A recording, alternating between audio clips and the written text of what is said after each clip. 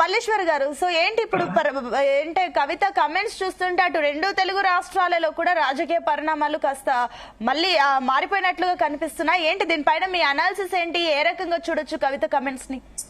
వాస్తవంగా మరి కవిత ఏ ఉద్దేశంగా చేసిందేమో గానీ ఇప్పుడు పెద్ద కాంట్రవర్సీలో మాత్రం ఇరుక్కపోయింది అనేది మనం భావించాలి. ఎందుకంటే కవిత కొన్ని విషయాలలో ఇప్పుడు ఎందుకంటే ఎవరి వీపు వానికి అవపడదు అన్నట్టు కవిత ఈరోజు కేసీఆర్ పత్రానికి కవిత కారణం, ఈరోజు కేసీఆర్ పత్రానికి కవిత స్కాములు కారణం.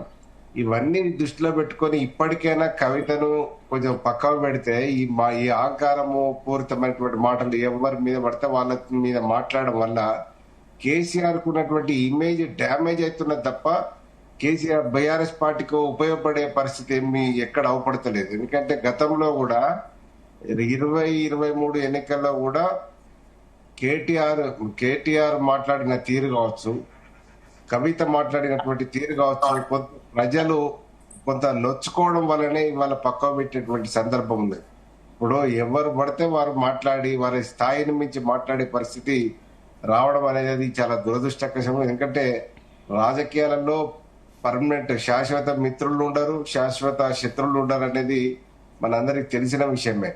ఇదే కవిత మనకు బీజేపీ తోటి మనకు 2014లో గెలిచినప్పుడు ఏ పద్ధతిలో ముందుకు పోయింది, మరి మంత్రి పదవి అంటే మంత్రివర్గ విస్తరణలో కూడా కవిత మినిస్టర్ అవుతుందని ఒక ఆశపడి రకరకాల కామెంట్ చేసినటువంటి సందర్భం 2014 నుంచి 18 వరకు బాగానే ఉంది. బీజేపీ అలవెన్స్ కూడా 18 తర్వాత జరిగినటువంటి సందర్భాన్ని 18లో కవిత ఓడిపోయిన తర్వాత మరి ఈ కుటుంబ పాలన అన్నట్టే కవితను కనీసం ఓడిపోయిన పక్క పెట్టకుండా ఎంబడే ఎమ్మెల్సీ ఇచ్చినటువంటి సందర్భం కూడా ఉంది. ఆమెకి ఏ స్థాయి ఉన్నది ఏందన్నది చూడకుండా ఇవ్వడం వల్లనే కొంత ప్రజలు ఇప్పుడు ఎక్కడ కూడా ఇప్పుడు ట్రోల్ చేస్తున్నది జనసేన కంటే ఎక్కువ కవిత మీద విరక్తితో ఉన్నటువంటి తెలంగాణ బిడ్డలు, తెలంగాణ వాదులు ఎక్కువ చేస్తా ఉన్నారు. ఎందుకంటే ఇదంతా వాస్తవంగా మనకు కేసీఆర్ ను నేను ఇప్పటికీ కూడా విశ్వసిస్తున్నా. కేసీఆర్ తెలంగాణ తెచ్చిన దాంట్లో ఎక్కడ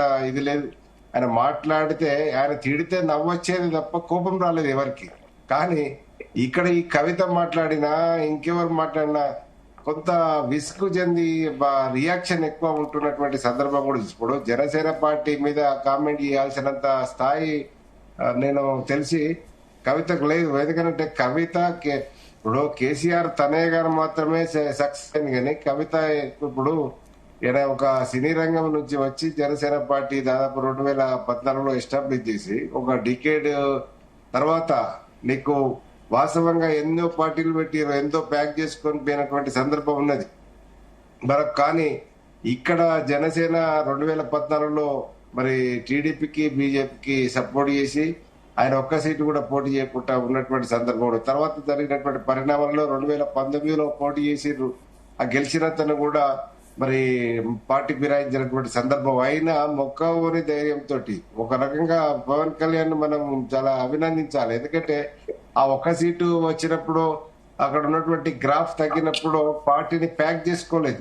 కానీ ఈ రోజు ఆ ఓపికతోటి ఉండడం వల్ల నీకు జగన్ అక్రమాలను కావచ్చు, జగన్ మీద ఉన్నటువంటి వ్యతిరేకత కావచ్చు, కొంత మనకు వేచి చూడడం వల్ల ఇవాళ 100% స్ట్రైక్ రేట్ సాధించినటువంటి గొప్ప పార్టీ ఉన్నదంటే జనసేన పార్టీ అనేది మనం చెప్పవచ్చు. ఎందుకంటే ఇదంతా కూడా మనం ఎందుకు చెప్తున్నాం అంటే ఒక వ్యక్తి ఇప్పుడు డిప్యూటీ సీఎం స్థాయిలో ఉన్నప్పుడు వట్టిగా రాలేదు. ఎవరో దయాదాక్షిణ్యాలతోటో లేకపోతే వాళ్ళన్న ఇప్పుడు కమ్యూనిస్ట్ ఇప్పుడు కొంత మన శ్రీరణ చెప్తా ఉన్నాడు ఇప్పుడు ఇదంతా కమ్యూనిస్టులు బీజేపీ అనేది పార్టీలలో పనిచేయాయి. ఎందుకంటే ఇంతకుముందు థర్డ్ ఫ్రంట్ లో మీకు విచిత్రమైన కాంబినేషన్ అంటే బీజేపీకి కమ్యూనిస్టులకు అసలే పడదు. కానీ సిపిఐ సిపిఎం బీజేపీ తోటి కలిసి పోటీ చేసినటువంటి సందర్భాన్ని థర్డ్ ఫ్రంట్ లో ఉన్నది. ఇక్కడ ఇవన్నీ కూడా మనం దృష్టిలో పెట్టుకోవాలి. వాళ్ళ స్వార్థం కొరకు, వాళ్ళ అవసరాల కొరకు అప్పుడు మనకు కలిసినటువంటి సందర్భాన్ని గుర్తు చేసుకోవాలి.